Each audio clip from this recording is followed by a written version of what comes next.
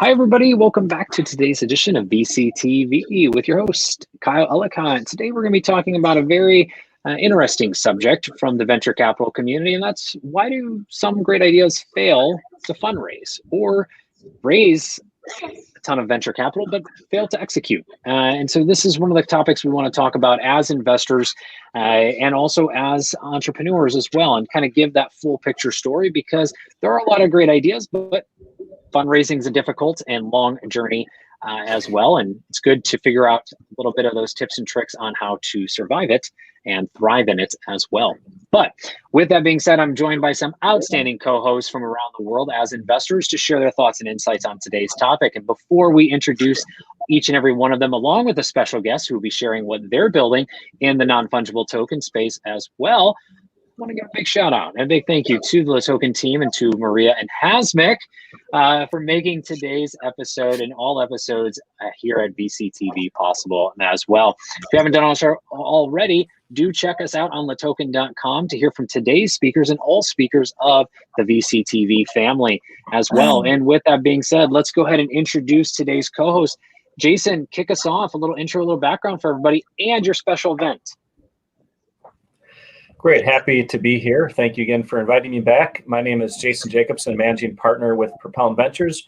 We're all about bold investing in companies, investing in companies powering the future. We are very focused on pre-seed and early seed companies based in the Midwest part of the U.S.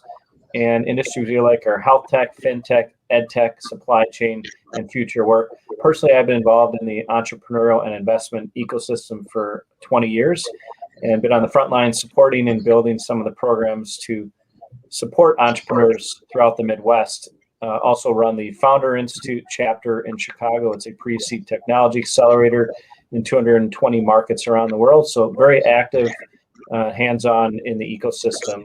So launched the fund last year, and we've made 3 investments, making a 4th one pretty soon. We also do monthly discussions for mostly investors and some entrepreneurs, and Kyle alluded to one of the events we have this afternoon. We have one on NFTs or non-fungible tokens. So we can post the link in the chat for those that want to join us. It's mostly investors. We have some entrepreneurs. So happy to have you join us and glad to be here as always. Wonderful. Thank you, Jason. We're happy to have you. And next up, Vandana, welcome back to the show. A little intro, a little background for everybody. So first of all, thank you to the entire team of Latoken, Hasmik, Maria, Abhivek, Kyle for having me here. It takes a lot of efforts to create these kind of shows, and my heartfelt thank you to Latoken TV for having me here. Coming to the introduction, I had my own family office in Singapore and Jakarta. I worked as an investment banker and advisor to family offices and angel investors in Jakarta and Indonesia. Helping startups from a diverse background from Fin-Tech and B2B Tech all the way to consumer startups. I was raising funds for them and providing them with a range of services just as Convanto does today. And after 15 years of staying in Singapore and Jakarta, I came back to India. I did investments for a bit and then returned to advisory. That is when Convanto was founded, and today Convanto is one of the most well-known boutique investment banks in India led by a female founder. Today, I'm also a venture advisor with Loyal VC, the INSEAD-led Canadian VC Fund, having a core portfolio of over 160 investments in more than 35 countries. I'm also a partner with GST Venture Studios, a Silicon Valley-based venture builder. Over the years, I've arranged funding for startups and growth stage companies in diverse sectors like edutech, fintech, consumer B2C and B2B, agri-tech, health tech, food tech, disruptive and deep tech, as well as non-tech sectors. I would recommend all of you to please do have a look at my website for the wonderful testimonials written by my clients. This month, I've been nominated as one of the top 10 women leaders in Wealth Management 2021, and my expert opinion is often sought by leading business news channels and publications like VCTV, Business World. I've participated in 155 talks all over the world. You can easily see them on YouTube and VCTV streaming sites. I'm connected with 300 plus investors globally, and I pick up global deals. We are sector agnostic, and typically we do $1 million to $25 million. And once again, thank you for having me here. Thank you very much, Vandana. Pleasure as always. And Wendy Diamond, you're up next. A little intro, a little background for everybody. Thank you for having me again, and everybody. Woo! I'm Wendy Diamond. I'm a founder of many startups, some which have not done so well. So excited about this topic, so I think it's very important. And I'm a limited partner in 4 funds focused on blockchain, cryptocurrency, as well as one fund that is focused on cell agriculture and plant-based and anything vegan related, right? Aquaculture as well. I'm also an angel investor and invested in 20 startups, and I do about 3 to 4 investments a year. And I also am the founder of Women's Entrepreneurship Day Organization, which is an official day in 144 countries that is recognized by U.S. government in the United States on November 19th, and to bring government, business leaders, and civil society together to collaborate to find solutions to uplift women in business. Because women founders only get 2% of venture dollars. So we got to bring that number up. So anyways, thank you for having me.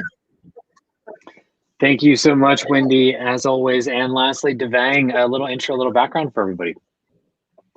Yeah, thanks, Kyle. Thank you, Latoken, for this event. As usual, I am Devang Mehta. I am a partner at Antil Ventures. We are a speed scaling ecosystem. We invest in and scale early stage companies at pre-Series A and Series A. We work out of India and Singapore. And I handle the healthcare investments.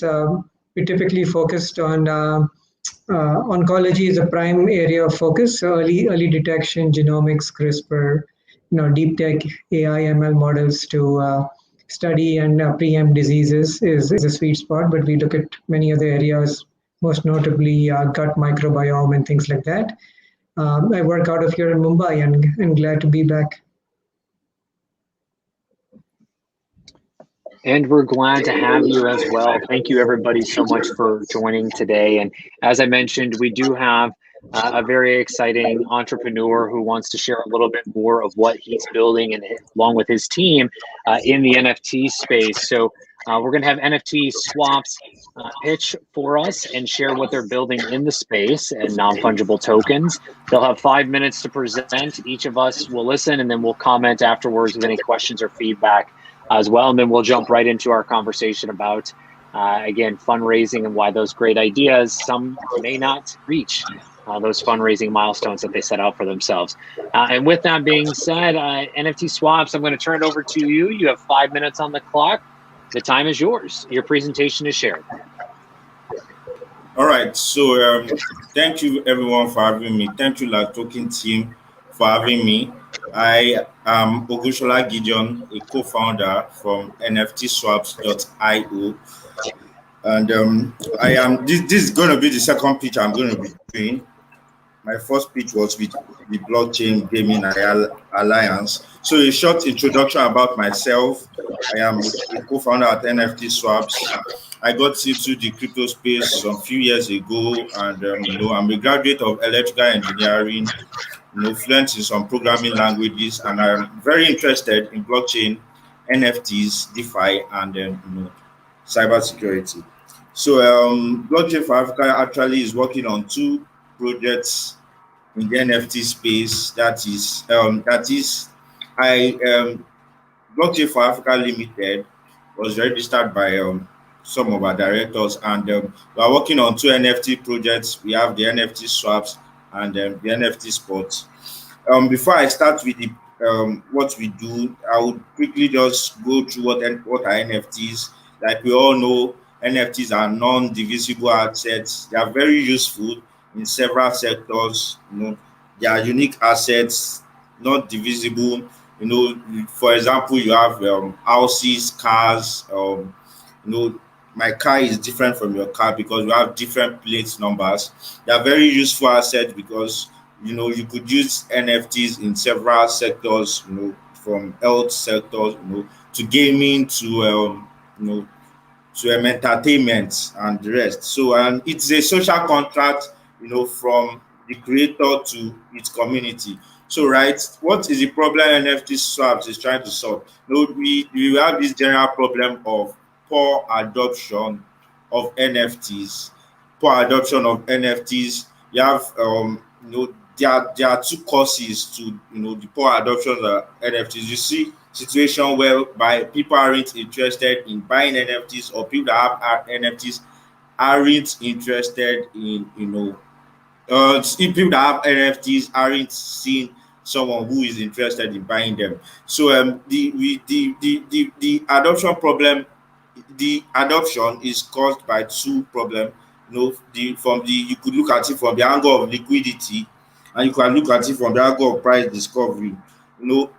This when you talk about NFT liquidity, it's unlike it's unlike the DeFi liquidity space, whereby it's already very easy for the DeFi liquidity seeker to find a reputable liquidity provider. In the DeFi liquidity, it's already easy to program stuff around DeFi liquidity. Unlike NFTs, it's very difficult. And price discovery, it is the price. It's very difficult also to NFT holders, sellers, find it very difficult to you auction out NFTs. You are not sure of what the bids you are going to receive for them are. So what solution are we offering? We are offering two solutions. We have the NFT swaps, which I am going to be pitching today. Probably another day I will join in to pitch the second platform. So basically, the whole idea is to increase the adoption of NFTs. So NFT swaps is a non-fungible NFT swap is an NFT to fungible DEX that allows users swaps their NFT to fungible equivalent, else enabling them to fractionalize those NFTs. So basically, I have NFTs, and whether or not someone is interested in buying or selling them, I could convert those NFTs to fungible equivalent, that is ERC20 in case of Ethereum and BEP20 in case of Binance Smart Chain. So basically, what we are trying to do is enable the NFTs to be divisible by converting them to fungible tokens. Because of fungible tokens have this precision, so you could always divide them into decimals. So basically, NFT swaps is enabling someone with a BattleBet NFT to be able to sell those NFTs in parts, in pieces, right? I hope I explained that well. So basically, the version 1 V101 platform, NFT swap V101 platform, it's a non-fungible to fungible swap platform. You can tokenize NFTs. It's a permissionless platform, right? The only condition to list an NFT on NFT swaps is that you have to be the NFT contract creator, and yet it's also a multi-chain platform, right? How it works. So basically, I could take you through how it works.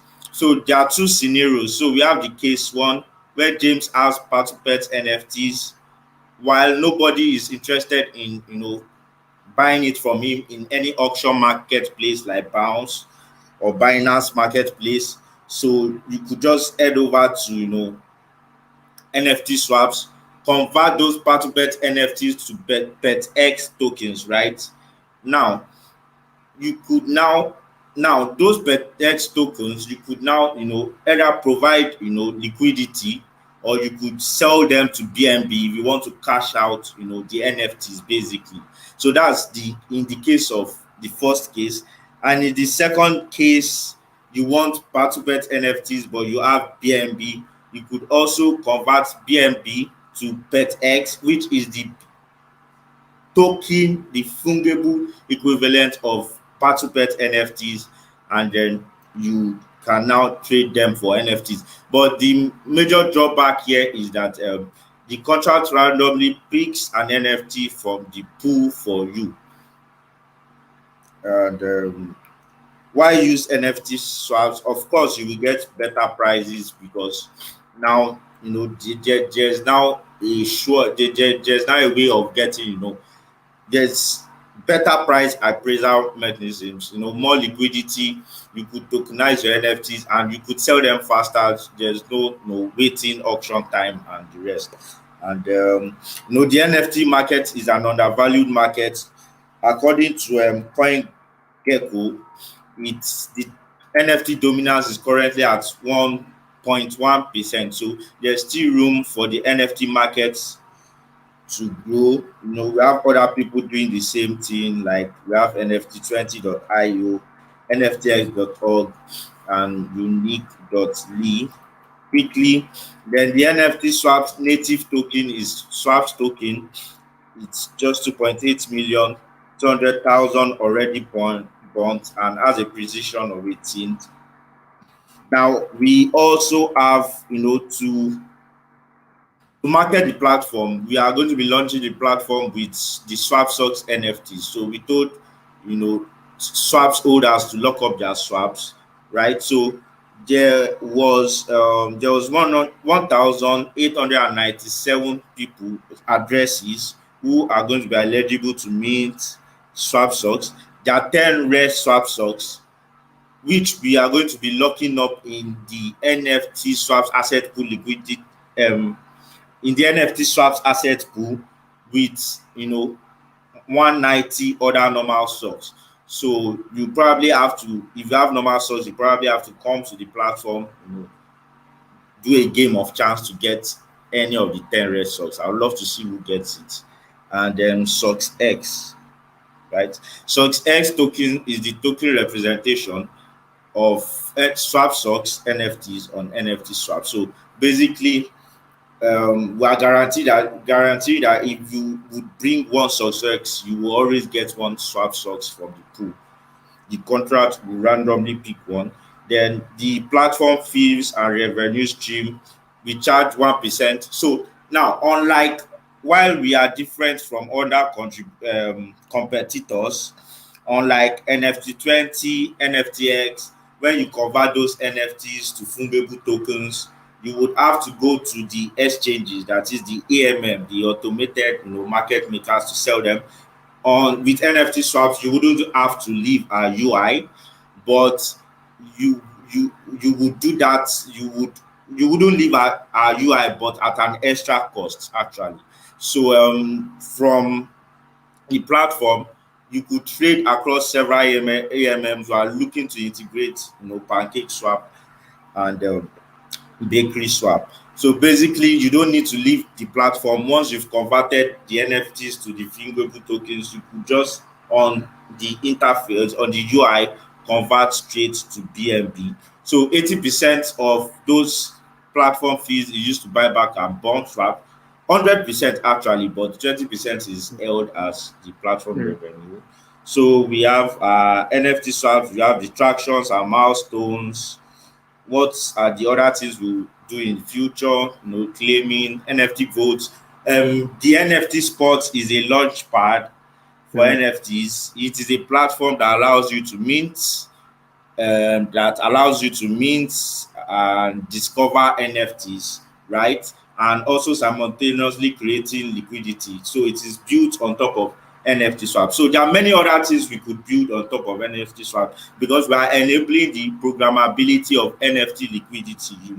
So we could build these NFT indexes. We could build what else could we build on this? The loans. You could do loans with NFTs, right? And a lot of other stuffs like that. So got it. Right. So I'm going to be pitching, the NFT Spot separately. We have some other stuff, Spotlight for artists and the rest. So you could contact us through any of this. I think I'm done with the pitching. Okay. Thank you very much. Yep. Thank you very much. I'm going to go ahead and bring us all back here real quick. So Jason, any quick questions or feedback for the NFT Swaps team? Yeah, how are you offering a marketplace? I'm just wondering, are there any security regulations around that? I know with SEC, at least here in the US, I wasn't quite clear. I think you're mining and offering NFTs, and so I'm just wondering what the regulations are around what you're doing, if there are any. Yes, the regulations around fractionalized. Well, the sector NFT swaps is working in the fractionalized NFTs sector, right? And I have been watching several videos on the legality. There has been no clear legal, how do I put the policies for or against fractionalized NFTs, right? Okay. Got it. Thank you. Vandana, any comments or feedback? No, the presentation was really good. So actually, this is not my sector, so I won't be able to comment much, but wonderful presentation, and I wish you good luck for your fundraise. Thank you very much.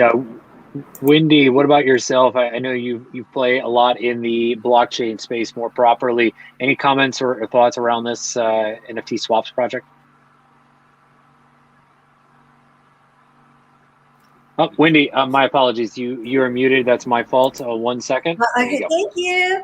Congratulations. I love this sector. I think that what you're doing is a massive undertaking. I saw on the team page, it was only you, who do you have around you that's going to enable you to create these partnerships, bring on the people, because what you're doing is to do what you really need to have an amazing team around you, and also really guide you, because there's a lot of other things that are in place that you're going to need to make this a reality. All right. Yes, we are working with. We are a group. We're a team of 6, 7, thereabouts, and from all around the world. We have the developers, the local ones that work, from Nigeria, and we have the remote blockchain developers, right? And we've actually achieved some milestones. I have been in this space for quite a while, for about 4 or 5 years. I've worked on Tron, Scratch, a gaming dApp, and with Sesma Seed, the big SR of Tron. And yes, we were able to do a community raise on our own. Yes, our volume went as high as 7 million. Pancake swap listing. I've contacted a lot of YouTubers. I myself, I was a YouTuber before, because I've been in the space for almost 5 years, right from the time of master notes. And yes, I think I have a lot of connections, right, and teammates who are experienced, actually, right. Great. Okay. Awesome. Thank you very much. And then lastly, Devang, any thoughts or comments or feedback for NFT swaps as well? Oh, Devang, you're on mute as well. There you go. You're back. Okay. Thanks. So just as Vandana mentioned, similar for us, it's not exactly part of the thesis, the investment or scaling thesis, but it seems like you're onto something something unique, and I think execution is key, and I wish you the best. Thank you very much, everyone. So NFT swaps, again, appreciate it. Thank you very much for sharing your project, and make sure that all investors are connected with you and the team after today's presentation. I'm going to go ahead and remove you from today's panel, but again, we'll make sure you get connected with everybody. Thank you as well, and you can continue to chat with investors that are here on today's panel. So everyone, welcome back, and now I want to jump into why great ideas fail to fundraise, the topic of today's discussion. And we'd love to hear each of your thoughts on this, as there's plenty of reasons, and sometimes there's ways to avoid that as well. So Jason, why don't you kick us off from your viewpoint, from some of your history of working with companies and raising venture. Why do some great ideas just not make it to the fundraising milestones that they set out? Well, as you mentioned, there are a lot of reasons. So we'll start, one is execution, of course. If they're not able to execute to hit some of those milestones, investors will probably not be interested. But I even say before that is you have to have the right team as well, the right team that can execute. If you don't have good team members, good chance you may not be able to get it to where you need to go. So there's the whole thing around investing in the horse or the jockey, and most people would argue the jockey is the most important. But again, it depends on what you're building, but most people will go with the jockey. The other thing I'll say is actually when you're talking to investors, you want to make sure there's actually a right fit. You want to do your research, make sure you're talking to an investor that invests in companies at your stage, your industry, and even potentially your region. And so you want to make sure it's a good match. You don't want to just blindly send your information to investors. So you've got to do your homework and make sure that you're talking to the right individuals. So I'll leave it at that. There's more to say, but I just want to throw some high level stuff up there right now. Thank you very much, Jason. Vandana, to you. I mean, you've worked with and made investments over 150 companies, as we spoke about yesterday on VC TV. I'm sure you've seen many more that just didn't make it to their full fundraising. What were some of those reasons and some of those insights that you may have learned over time as to why that wasn't possible for them to hit those milestones? Thank you, Kyle. There are lots of reasons actually. One is not having a proper pitch deck in order. Get your pitch deck done by a professional. They know how to do the pitch decks in the right manner, because investors don't spend more than 90 seconds on a deck.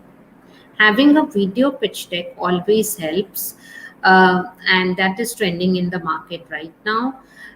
Also having a complementary team, having a proper marketing team, having a proper financial team that complements each other, an operational team really helps you get the fundraise. If you don't have that, then there's a lot of chance for you to fail. Also not having a CFO and advisor on board. There are many times people fail because they don't know how to manage the money. They don't know how to manage a lot of financial activities.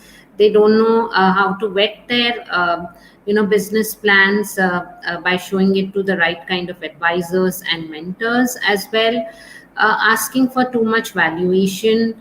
Once again, we had a few failures wherein one of our clients had got 3 term sheets from different funds, and there was a problem with his DD, and we asked him to correct it, but he didn't, and that's when all the funds backed out. So that was one reason why startups fail. The other reason is using the money for burning. There was a founder that bought a car, and the other founder treated cancer. So the money of the investors, also the hard-earned money, it is not for burning it and using it for personal requirements. So all these things add up to why startups fail. Also, not being able to pivot at the right time. Basically, not being humble and not being able to pivot, doing something which is continuously giving you failure. So I think these are some of the factors why startups fail drastically, and one needs to pay attention to these nitty-gritty details. Also, not reaching to the right kind of investors. Startups are reaching, if it's a food startup, they are reaching to a technology investor. If it's a health startup, they are reaching to a food investor. So not having looked at their thesis, not studying their website properly, doing a lot of cold calling, not reaching to the right kind of investment bankers who have the right kind of relationships with these funds. So all these factors lead to failure actually. Thank you very much, Vandana. Wendy, anything to add additionally on top of that, furthermore, as to why some of the companies you've seen or worked with, or again, just industry-wise, may have not been able to raise that capital milestone they're looking for? Well, absolutely, pretty much everything Jason and Vandana said. But as I look back at some of the companies that I've invested in that didn't make it, and also, working on things that I personally have gotten involved with, it's all about the team. The team is everything, and finding the right people. You absolutely need, your tech lead. If it's a tech company, you need your operations team. So I think it's really about the team and about having that really, resilient team that can figure out ways to maneuver, et cetera, because it's not easy for a startup. And it's all about like who's on your team to make this happen. So I'm just going to say that Jacob and Jason and Vandana really said it right, and I think all of the above. But the most important thing is the team, because and the companies that I've invested in, you've got to know what these people are doing after you have dinner with them. You know what I mean? And it's just like, where are they? And do they have high integrity? Because integrity is everything to have a successful startup. Absolutely. The team. I couldn't agree more. Devang, anything else to add on that furthermore as well? Yeah, I think a lot of it was covered, but I think the team, going back to the team, I think some key ingredients need to be in place, at least one tech and one business person. So, we don't like teams that have, a founding CEO that hired a CTO or CIO, or a tech founder that hired a head of marketing. It's the moment you have a hired hand at the C level, there's some misaligned incentives, basically. Why you don't get funded, it's a broader question. I mean, it's a function of how well networked you are, really. Ideally you'd be in Silicon Valley, you're a Stanford grad, you just walk over to Menlo Park and there's 25 VCs to approach. But in the absence of that, how strong are your alumni relationships, your corporate relationships, how well are you network within the broad VC and startup industry, because getting funded is a function of getting meetings, and getting meetings is a function of getting first conversations, and getting first conversations is a function of how many vetted VCs that you actually approach with a good business plan. So, if you apply that step function, it's just how well networked you are. Network is net worth.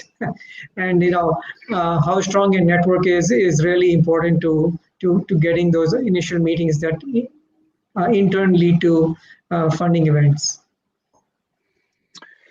Absolutely. And with that, I thank you all very much for today's insights. I want to be conscious of time as we are close to the top of the hour for today's discussion. So coming around for closing thoughts, any advice that you would have for those looking to go out for their fundraise now here in 2021, where there's more opportunities to fundraise, more platforms to look at, more areas not only to, again, access that capital, but also potential more mistakes that can be made in that fundraising process because things are so wide versus very narrow in terms of kind of what Devang was mentioning in a more locational based situation. So advice that you have for founders out there, and then where can you be found online to continue the discussion? Jason, let's kick it off with you.